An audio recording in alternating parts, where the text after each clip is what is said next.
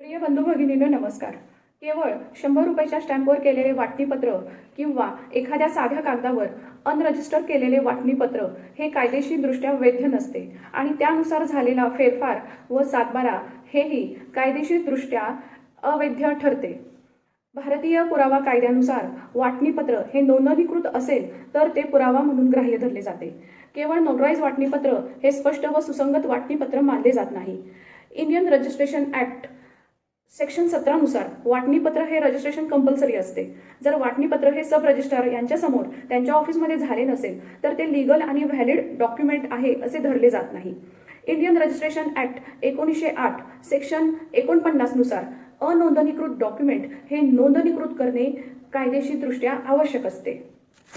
तुलसीधारा versus Narayanappa ह्या केसमध्ये सन्माननीय सुप्रीम कोर्ट यांनी असे नमूद केले आहे, केवळ साध्या कागदावर झालेले तुमचे फॅमिली सेटलमेंट, तुमचे वाटणीपत्र हे पुरावा म्हणून ग्राह्य धरले जात नाही. रजिस्टर्ड डॉक्युमेंट असलेले वाटणीपत्रच हे पुरावा म्हणून ग्राह्य धरले जातात. वाटपाचा अधिकार तहसीलदारांना आहे, परंतु मालकी हक्कासंबंधित दावा कोर्टाला अधिकार आहे. महाराष्ट्र जमीन महसूल अधिनियम 1966 चे कलम 247 नुसार पुनर्विलोकनाचा अपील करून त्या फेरफार संबंधित आपण दाद मागू शकता.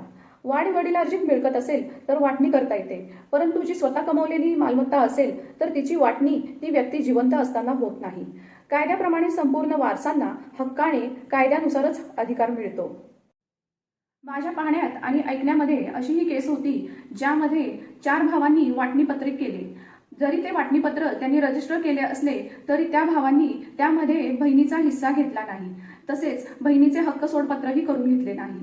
त्यामुळे ज्या वेळेस सातबारा आणि फेरफारची माहिती त्या बहिणीला व तिच्या मुलांना माहिती झाली तेव्हा त्यांनी त्याच्या विरोधात कोर्टात दाद मागून हे वाटणीपत्रच अवैध आहे असे ठरवून मिळावे व पुन्हा वाटणी होऊन मिळावी व त्यांचा हिस्सा त्यांच्या आईचा म्हणजेच त्या 4 भावांच्या बहिणीचा हिस्सा त्यांना परत मिळावा ह्यासाठी कोर्टात फेरवाटपाचा दावा केला. त्यामुळे भविष्यात कधीही वाटणीपत्र करण्याची वेळ आली तर ते वाटणीपत्र नेहमी दुय्यम निबंधक कार्यालयात जाऊन रजिस्ट्रेशन केलेले वाटणीपत्रच करावे. तसेच तहसीलदार यांच्याकडे वाटणीपत्र करायचे असेल तर कलम 85 खाली ज्यावेळेस वाटणीपत्र कराल तेही कोर्टाने ग्राह्य धरले जाते, पुरावा म्हणून ते ग्राह्य धरले जाते.